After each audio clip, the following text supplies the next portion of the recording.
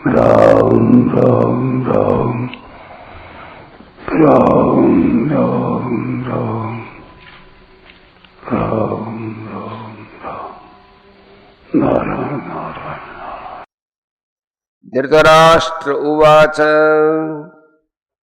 धर्मक्षेत्रे कुरुक्षेत्रे समवेतायुयुत्सवः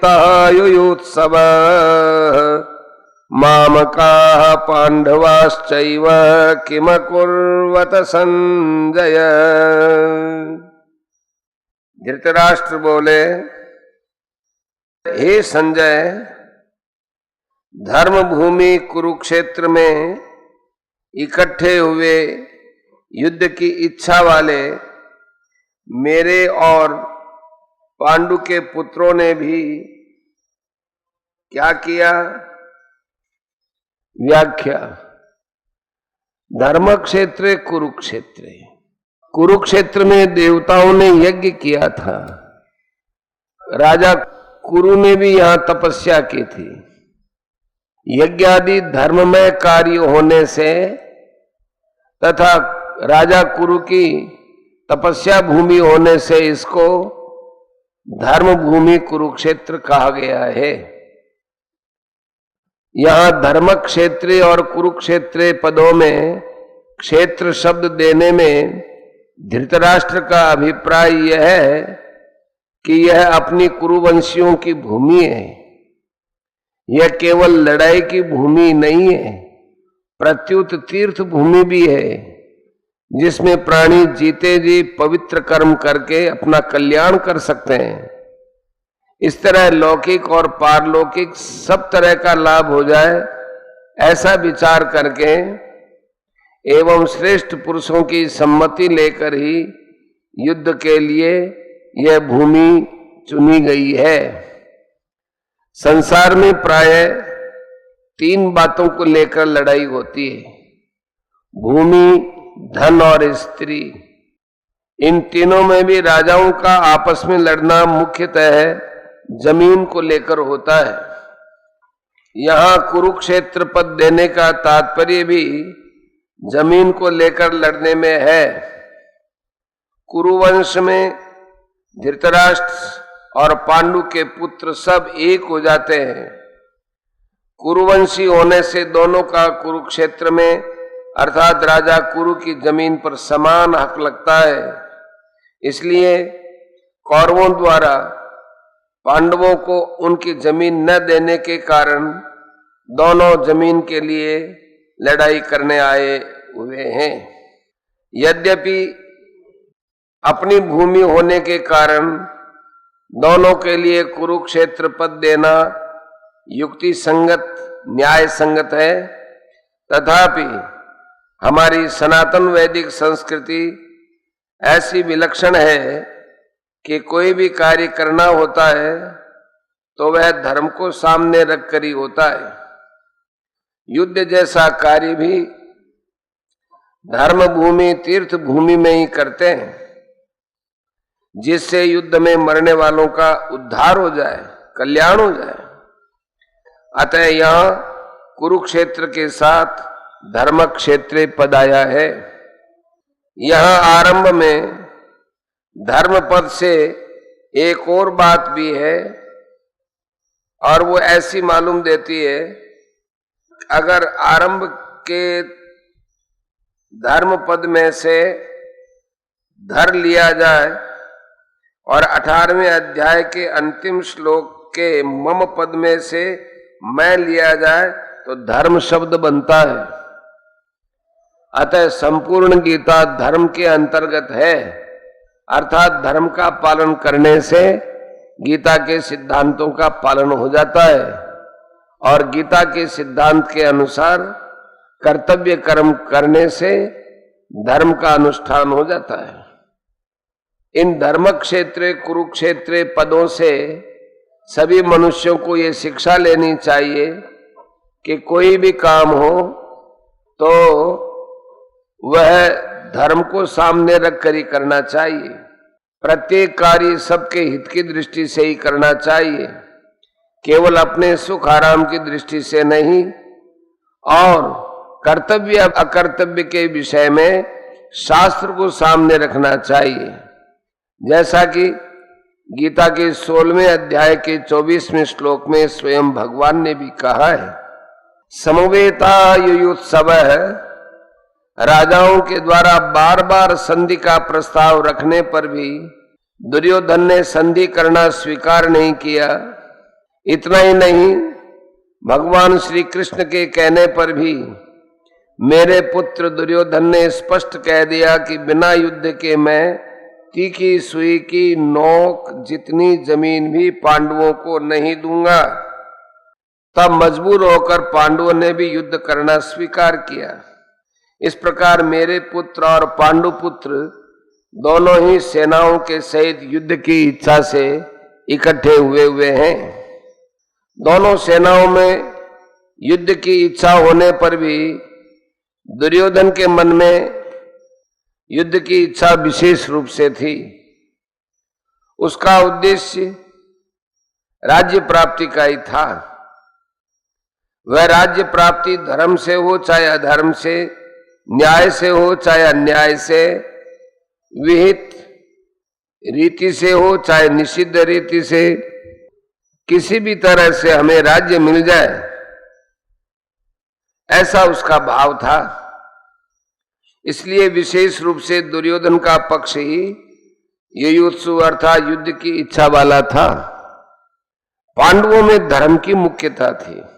उनका ऐसा भाव था कि हम चाहे जैसा जीवन निर्वाह कर लेंगे पर अपने धर्म में बाधा नहीं आने देंगे, धर्म के विरुद्ध नहीं चलेंगे। इस बात को लेकर महाराज युधिष्ठिर युद्ध नहीं करना चाहते थे, परंतु जिस मां की आज्ञा से युधिष्ठिर ने चारों भाइयों सहित द्रौपदी से विवाह किया था, उस मां की आज्ञा होने के कारण ही महाराज युधिष्ठिर की युद्ध में प्रवृत्ति हुई थी। अर्थात केवल मां के आज्ञा पालन रूप धर्म से ही युधिष्ठिर युद्ध की इच्छा वाले हुए। तात्पर्य है कि दुर्योधन आदि तो राज्य को लेकर युयुत्सु थे, पर पांडव धर्म को लेकर ही युयुत्सु बने थे। मामका पांडवाश्चैव, पांडव धृतराष्ट्र को अपने पिता के बड़े भाई होने से पिता के समान समझते थे और उनकी आज्ञा का पालन करते थे। धृतराष्ट्र के द्वारा अनुचित आज्ञा देने पर भी पांडव उचित अनुचित का विचार न करके उनकी आज्ञा का पालन करते थे। अतः यहां मामका पद के अंतर्गत कौरव और पांडव दोनों आ जाते हैं। फिर भी पांडवा पद अलग देने का तात्पर्य है कि धृतराष्ट्र अपने पुत्रों में तथा पांडु पुत्रों में समान भाव नहीं रखता था। उनमें पक्षपात था, अपने पुत्रों के प्रति मोह था। वे दुर्योधन आदि को तो अपना मानते थे पर पांडवों को अपना नहीं मानते थे। इस कारण उन्होंने अपने पुत्रों के लिए मामका और पांडु पुत्रों के लिए पांडवा पद का प्रयोग किया है, क्योंकि जो भाव भीतर होते हैं वे ही प्राय वाणी से बाहर निकलते हैं। इस द्वेदी भाव के कारण ही धृतराष्ट्र को अपने कुल के संहार का दुख भोगना पड़ा। इससे मनुष्य मात्र को ये शिक्षा लेनी चाहिए कि वह अपने घरों में, मोहल्लों में, गांवों में, प्रांतों में, देशों में, संप्रदायों में द्वेदी भाव अर्थात ये अपने हैं ये दूसरे हैं ऐसा भाव न रखे। कारण कि द्वैधी भाव से आपस में प्रेम स्नेह नहीं होता, प्रत्युत कलह होती है।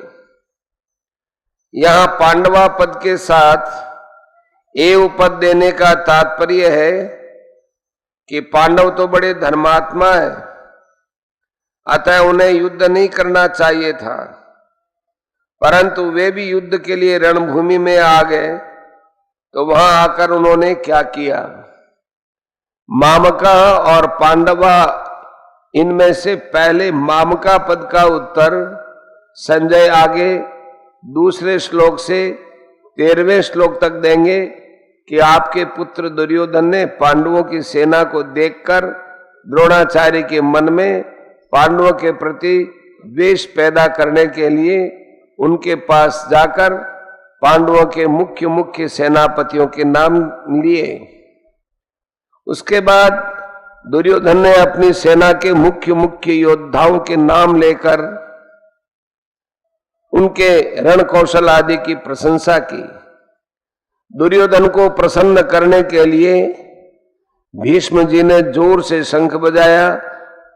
उसको सुनकर कौरव सेना में शंख आदि बज उठे।